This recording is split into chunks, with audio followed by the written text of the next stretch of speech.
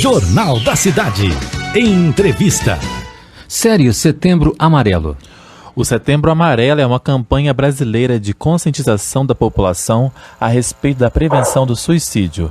A campanha visa dar destaque ao assunto, encarado por muitos como um tabu, e conscientizar toda a população. O tema desse ano é Agir é Preciso. E para dar continuidade à série de entrevistas dessa semana, hoje vamos conversar com o psicólogo Gabriel Henrique Chinini. Ele que é formado em psicologia pelo Unify e atua no atendimento no CAPS, Centro de Atenção Psicossocial de Andradas. Bem-vindo, Gabriel. Bom dia, Gabriel, bem-vindo e muito obrigado por atender o nosso convite. Bom dia, eu que agradeço o convite, a possibilidade, a oportunidade de falar desse assunto que, quanto mais se colocado em pauta, mais as pessoas repensam as próprias atitudes, os próprios pensamentos e a própria orientação de vida.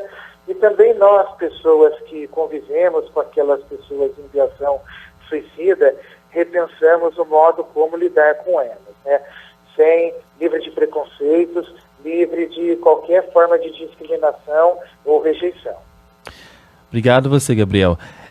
Gabriel, o CAPS é um Centro de Atenção Psicossocial, é uma referência dentro da saúde pública no tratamento de pessoas com o pensamento suicida? Isso, existe esse fluxograma, as pessoas que têm essas condutas, cometem essas tentativas de autoextermínio, elas normalmente passam para as estratégias de saúde da família, normalmente, a grande maioria das vezes, pela Santa Casa, né, pelo pronto-socorro, e aí o pronto-socorro encaminha as pessoas aqui para o CAPS, onde elas passam por orientação em psicoterapia e, ao longo da necessidade, passam por avaliação psiquiátrica, né? Existem algumas pessoas com essa ideação que tem situação em saúde mental séria, e o CAPS é um serviço destinado a uma atenção psicossocial voltada à saúde mental. Então, são pacientes que fazem parte, sim, da nossa demanda e que a gente procura atender da melhor maneira possível, trazendo uma palavra de empoderamento, de encorajamento e também uma tentativa, uma oportunização, uma reflexão a respeito de que um erro não se conserta o outro, um problema não se resolve de uma maneira de desespero e de fuga dele. Tem que ser colocada a situação, a sensibilização para enfrentamento do mesmo. Gabriel, há muito tabu e preconceito em relação ao suicídio. Isso dificulta que o tema seja abordado de maneira mais clara e objetiva? Quais são os cuidados que precisamos ter ao falar de suicídio? Olha, os cuidados que devemos ter, como eu já falei, acho que na primeira pergunta ou na hora que eu me apresentei, não me lembro. A gente tem que se despojar dos preconceitos. Eu penso que suicídio não é um ato de coragem. Longe disso, eu acho que ninguém se demonstra que é forte acabando com a própria vida.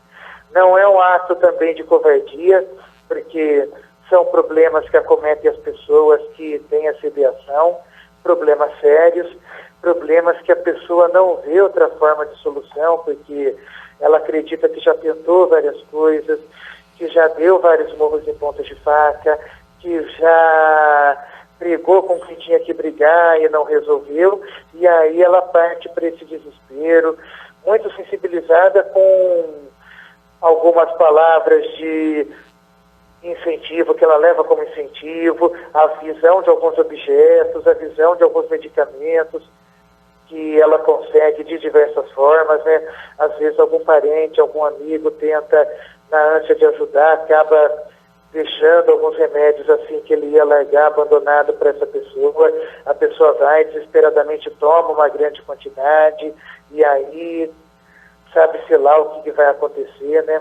Normalmente os medicamentos fazem a pessoa ter um estado de dormência ou um desespero, dependendo de como é indicado os medicamentos, mas aí em doses assim grandes, aí a pessoa ingere, aí sabe-se lá o que pode acontecer, não é?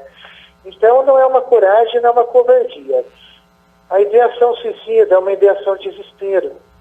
E aí as pessoas no preconceito ou naquele julgamento que se fazem acham que isso é loucura, que é frescura, que não dá nada, só você pensar diferente. Não. E outro alerta importante que eu faço. Muitas vezes a pessoa acha assim, que se uma pessoa querida, um amigo, um parente, faz diversas ameaças de ideação, acha que não vão se concretizar nunca. Na verdade, quem suicida realmente ameaça, e ameaça muito. Então, é uma precaução. Então, não só o preconceito tem que diminuir, que eu acho que já diminuiu um pouco, mas poderia diminuir mais, mas como o alerta também tem que ser um alerta levado razoavelmente a sério. Às vezes as pessoas têm até uma certa vergonha, né, Gabriel, de falar que tem depressão.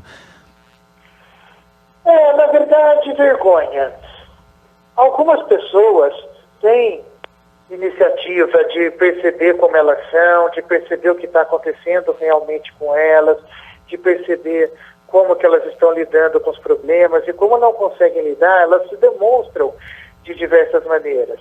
Mas uma boa parte dos casos, a depressão, por envolver tristeza, por envolver um estado que a própria pessoa não se admite estar assim, ela, ao mesmo tempo que ela quer muita piedade alheia, ela procura não demonstrar. Ela procura não demonstrar por conta da vergonha que envolve a situação em si. Gabriel, quais são os principais distúrbios relacionados à prática do suicídio? E geralmente a pessoa que pensa em tirar a sua vida, ela costuma dar sinais? Ela normalmente costuma dar sinais. Cada ameaça precisa ser levada muito a sério. Não é frescura. O que leva uma pessoa a se matar normalmente são vários motivos, mas principalmente pressões externas, cobranças sociais, culpa, remorso, depressão, ansiedade, medo, fracasso, humilhação. São situações bastante atreladas a pressões externas. A pessoa acredita que vai ter sucesso em alguma coisa e aí de repente ela se vê fracassando em tudo. Aqueles sonhos que a pessoa tinha, que hoje se vê cada vez mais distantes de serem realizados. Essa pandemia da Covid-19, acredito eu que ela deva ter cancelado alguns sonhos, mas com certeza ela postergou vários outros e muitas vezes a pessoa não aguenta deixar tudo isso para depois. São gatilhos muito comuns a levar uma pessoa a desenvolver ideação suicida. Certo. Gabriel, dependentes de drogas são responsáveis por um número maior de tentativas de suicídio? Dependência de drogas? Olha, segundo pesquisas sim, porque, claro, eu não tenho números concretos, mas existe uma hora, até pela essa pressão social externa, da pessoa perceber que o rumo que a vida dela tomou com a drogadicção, e ao mesmo tempo que ela se vê muito dependente das drogas, e ela normalmente, o psiquismo de um drogadicto é pautado por ser pessoa que depende muito do outro, que quer que o outro seja uma solução, que quer que o outro seja perfeito para ela, porque os outros têm limitações e menos o drogadicto. A droga dá uma sensação de onipotência, a droga dá uma sensação de prazer imenso, e aí quando acaba essa sensação de prazer, a pessoa vê que a vida dela continua do mesmo jeito, continua igual, continua nos mesmos desafios, nos mesmos problemas, e aí a pessoa vê que a droga de fato é uma doença, como ela é categorizada pela OMS como doença, né, drogadicção, alcoolismo e vício e tal, tem até a categoria dela em saúde mental, a classificação na classificação internacional de doenças, e aí ela se vê sem saída e tenta, assim, muitas vezes é muito comum, a pessoa com ideação suicida ser já usuário de drogas, que tentou parar e não conseguiu, tentou levar a vida de um jeito diferente e não conseguiu, a dependência foi maior, e o desespero, o fato dela se ver refém de toda essa situação, acaba gerando essa ideação. Certo. E, Gabriel, e quais são os serviços prestados pelo CAPS para a comunidade? Pelo CAPS para a comunidade?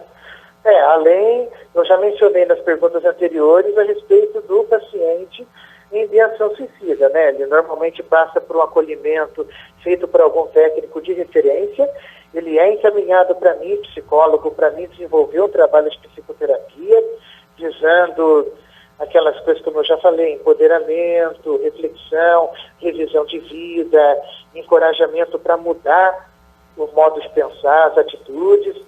E também tem a médica psiquiátrica que entra com auxílio medicamentoso quando este se faz necessário. Agora, aqui no CAPS nós lidamos com diversas situações de saúde mental comprometidas, pacientes em ressocialização por conta dessa questão da saúde mental, que a gente faz um trabalho com eles de terapia ocupacional, artesanato, são atividades no momento suspensas por conta de pandemia. Em serviço de saúde existe a possibilidade de aglomeração que tem que ser evitada, né? Mas, claro, em circunstâncias comuns e normais, o CAPS oferece esses serviços e também tratamento para pacientes em álcool ou drogas. Às vezes, você entrou aquela hora lá do paciente drogadicto ter uma tendência suicida, e aqui a gente lida também com demanda álcool ou drogas, a gente fazendo psicoterapia em pequenos grupos, mais uma vez para evitar aglomeração, a gente está trabalhando em pequenos grupos e colocando à disposição a nossa avaliação psiquiátrica para apoio medicamentoso. Certo. Gabriel, para a gente finalizar, é possível prevenir o suicídio? É possível prevenir, sim. É possível prevenir com a esperança do dia de amanhã, com os cuidados com as pessoas, com um sentimento maior de perdão e menor de culpa, aceitar que tudo aquilo na vida passa, inclusive, que tudo que existe na vida passa, inclusive nossos problemas, desenvolver a própria autoestima, com as pequenas coisas do cotidiano que você, se vendo fazer, já se sente satisfeito, que se você não estivesse fazendo, nada seria como era antes, e desenvolver um carinho, um cuidado, uma acolhida com todas as pessoas à nossa volta, porque muitas das vezes as pessoas se apresentam diferentes, ruins, complicadas, mas elas devem ser complicadas para elas mesmas. A gente tem que trocar o nosso julgamento pelo perdão, pela paciência, pelo encontro e pela confiança. A gente tem que acreditar que a vida tem futuro, que o pessimista normalmente reclama dos ventos, o otimista espera a tempestade passar, mas o realista, ele arruma o barco, ele issa as velas com esperança. Eu acho que o contrário do sentimento de desespero, como já diz na oração atribuída a São Francisco de Assis, é o sentimento de esperança. E despertar o sentimento de esperança em cada um depende de todos nós, dia após dia, com pequenas atitudes. Então, não podemos deixar perder esse norteamento, esse ponto de vista, porque é uma tarefa e responsabilidade de todos nós, como pessoas humanas. Tá certo, Gabriel. Muito obrigado por atender o nosso convite e participar aqui do Jornal da Cidade. Ok, precisando de mim, conte comigo. E o CAPS está à disposição para quem precisar, na rua Otávio Teixeira Barbosa, 29, telefone 3731-1989. Tá certo. Obrigado, Gabriel. Obrigado, então. Fique com Deus, bom resto de manhã, uma boa tarde, um bom dia para todo mundo que está ouvindo. Boa tarde. Nós conversamos com o psicólogo Gabriel Henrique Chinini, ele que falou aí sobre o Setembro Amarelo relacionado ao CAPS de Andradas.